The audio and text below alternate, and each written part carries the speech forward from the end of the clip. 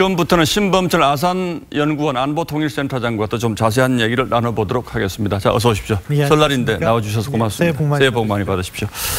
자, 저희는 원래 판문점 회담을 예상하긴 했었는데 평양으로 결국 가게 됐어요. 이건 북한이 부른 거겠죠?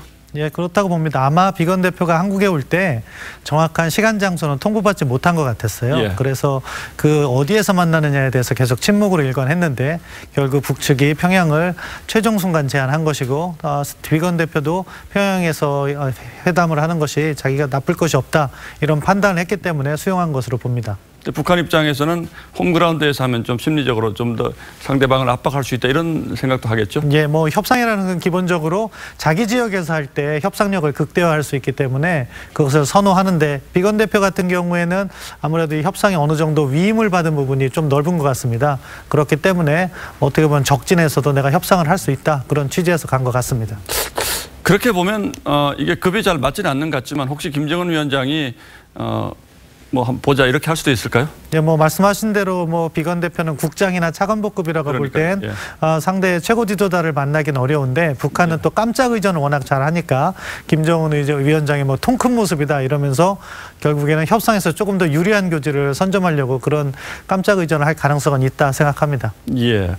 자, 그런데요, 내일 이제 우리 시간으로 내일 오전에 트럼프 대통령 연설이 있지 않습니까? 저희는 그 자리에서 미국 2차 회담의 장소, 시간 이걸 발표할 것이다 이렇게 기대를 하고 있는데 예상을 하고 있는데 비건은 협상을 또 그 시간부터 한단 말이죠. 이렇게 되면 만약에 트럼프 대통령이 장소 발표했는데 협상이 잘 안 될 수도 있지 않습니까? 이건 어떻게 보십니까? 예, 그러니까 아마 미국 입장에서는 약간 스텝이 꼬였다 이렇게 평가할 수 있겠죠. 예. 비건 대표가 가서 실무 협상을 통해서 어느 정도 윤곽이 드러나면 트럼프 대통령이 그걸 바탕으로 해서 날짜와 장소를 발표하기를 희망했을 텐데 하루가 지연되면서 그러한 미국의 계산은 틀려지게 됐습니다.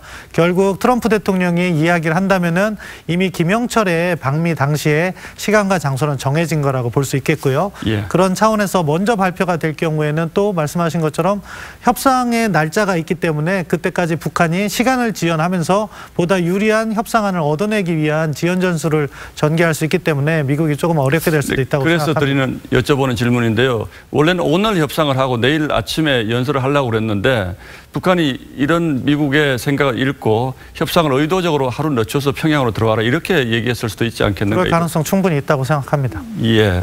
자, 그런데 이제 핵심적으로 중요한 부분은 협상이 이제 저희는 뭐 영변 핵시설 파괴하고 북한 제재를 순차적으로 좀 제재를 풀어주는 이런 방법이 논의가 됐을 것이다라고 아주 피상적으로 예상을 합니다만 박사님 보시기에는 지금 협상은 어느 단계라고 보십니까? 뭐 이제 아마 김영철의 방미 당시에 커다란 의제 정도를 정리하면 그것을 채워나가는 단계라고 생각하는데요. 예. 말씀하신 것처럼 핵심은 영변 핵시설이라고 봅니다.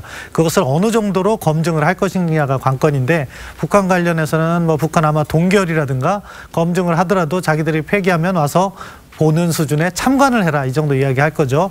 그럼 미국은 그 정도로는 제재 해제를 해줄 수 없다. 이런 차원에서 서로 밀당이 이어질 것 같은데 북한의 경우 이제 히든 카드가 있다는 거죠. 예. 시간을 지연하다 마지막 순간에서 우리가 참관 수준으로 하겠지만 미국이 원하는 대륙간 탄도미사일 ICBM을 더 줄 수 있다 이런 이야기를 하면 미국도 제재를 풀어주는 일부 면제해주는 그런 부분에 유혹을 느낄 수가 있을 겁니다. 예, 뭐 앞으로 몇 번 더 해야 되겠죠? 예, 뭐 몇 차례 협상은 남아 있다고 생각합니다. 예,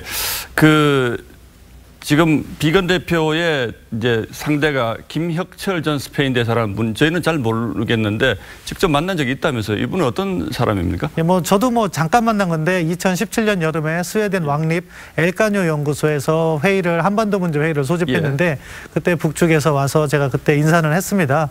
그렇지만 약간 차가운 이렇게 냉랭한 느낌이었고, 예. 근데 뭐 스페인 쪽 사람들한테 이야기를 해보니까 김정은 위원장이 어느 정도 신뢰를 받는다는 인상을 받았어요. 왜냐하면은 그 스페인 마드리드에 거기에 세계 관광기구가 있습니다. 예. 김정은 위원장이 그 원산이라든가 이런 관광을 상당히 강조하면서 그런 세계 관광기구로부터 무언가 지원을 얻어내기 위해서 김혁철을 특별히 보낸 거거든요. 활동도 열심히 했고 유능하다는 표기였기 때문에 이번 협상에서도 상당히 능력은 발휘할 것이다. 그렇게 보고 반대로 뭐 스티브 비건 같은 경우에는 한반도 문제를 오히려 모르는 문제가 있어요. 그런데 지난 몇 개월 동안 상당히 본인이 노력을 많이 한 거로 알려지고 12월 3월 달 정도에 이제 만나보신 분들 이야기를 들어보니까 이제 문제를 다 꿰고 있다 이렇게 평가를 봐선 팽팽한 그 협상이 예상된다고 말씀드릴 수 있겠습니다. 어쨌든 내일 트럼프 대통령이 장소 시간 정도는 발표할 가능성이 있겠죠. 뭐 가능성 높다고 생각하는데요. 예. 두 가지 측면을 보시면 될 것 같아요. 만약에 발표를 한다면은 이미 정해져 있다는 거고요. 있었다는 것이고. 그런데 발표를 한 순간부터는 미국이 끌려가는 협상을 할 수밖에 없다. 만약에 트럼프 대통령이 이번에 스테이트 오브 유니언에서 발표를 하지 않는다면은 미국도 실무 협상에서 어떻게든 유리한 고지를 점하기 위해서 나름 자기 중립, 어좀 원칙을 지키면서 나아가고 있다 이렇게 볼 수 있을 것 같습니다. 오늘 밤에 연설문 고칠 가능성도 있겠군요. 예, 충분히 있다고 생각합니다. 예, 여기까지 듣겠습니다. 고맙습니다. 예.